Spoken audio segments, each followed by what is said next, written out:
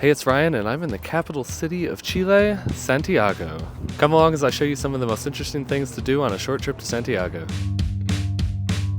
If you're traveling anywhere in Chile, there's a good chance you're going to go through Santiago, where 40% of Chile's population lives. I had just a few days here with Jordan and Brian, and I wanted to make the most of it. As you plan your own trip, here's my recommendations for the best things to do in Santiago.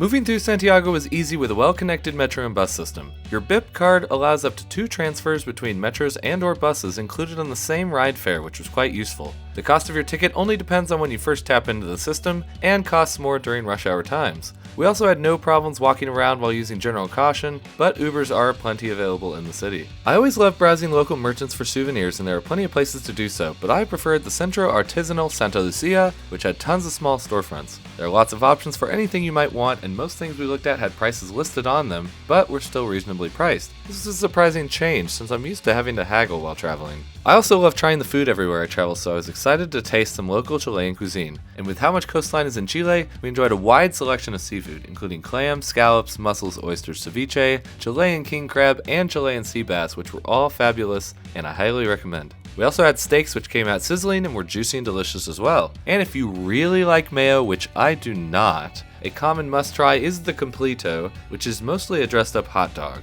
I also loved the sweet terremoto cocktail at La Piojera with pineapple ice cream, white wine, grenadine, and fernet. It was a nice change from the pisco sours we had been enjoying for most of the trip. I found a free walking tour to see more of the city. Part of this tour took us to 2 large markets where locals go to shop. The first was Mercado Tirso de Molina, which is 2 stories and right next to the river. The design of the building is beautiful inside and out, with a roof appearing like artificial trees. Afterwards, we walked a bit further to a much larger market, La Vega Central. This place is enormous, and every time we turned a corner, it seemed to go on forever. La Vega is a popular market in town, and it's quite insightful to see what it's really like to shop like a local. The walking tour also took us to the Cementario General, which is one of the largest cemeteries in Latin America, estimated to have 2 million burials on site. The burial sites here vary widely from small walkers, which can even be rented for as short as 5 years, all the way to enormous mausoleums with beautiful architectural features. The cemetery also serves as a resting place for most of the deceased presidents of Chile. I highly recommend pairing your visit here with a history lesson like we had from our walking tour guide to understand the full impact of the area. One of my favorite things that we did in all of Central Chile was visit a ton of wineries and vineyards, so much so that I made an entire video just about wine. And 2 of the vineyards are easily accessible on Santiago's public transit network. I've linked the video in the top right corner and in the description, so go watch that video now. There are 2 hills in Santiago that are parks worth visiting.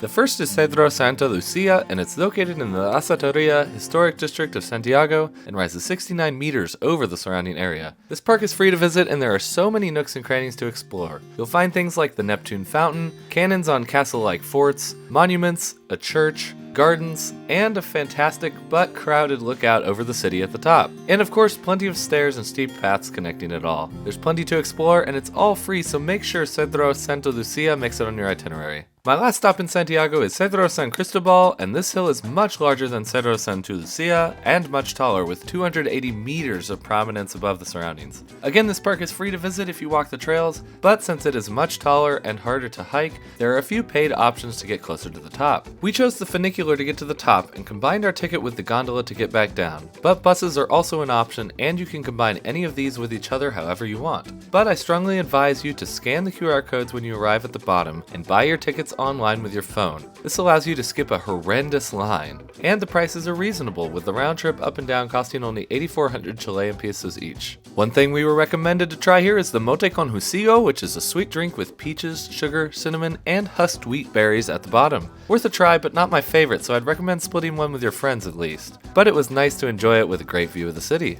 You'll find many activities and things to do around Cerro San Cristóbal. There are 2 swimming pools, the Metropolitan Zoo, an adventure park, but also the Sanctuary of the Immaculate Conception and a large amphitheater topped with a huge statue of the Virgin Mary. Panoramas of the city are bountiful here, and if you wander around, you can find the perfect view of Sky Costanera and the Andes. Overall, Santiago is definitely worth spending a couple days in if you're traveling in central Chile or if you're just passing through Santiago on the way somewhere else. There's so much more to do than what I got to do, so make sure to take some time to explore the heart of Chile. You'll enjoy everything the city has to offer. If you have any questions about any of the things we did in Santiago, leave them in the comments and I'll answer them as soon as I can.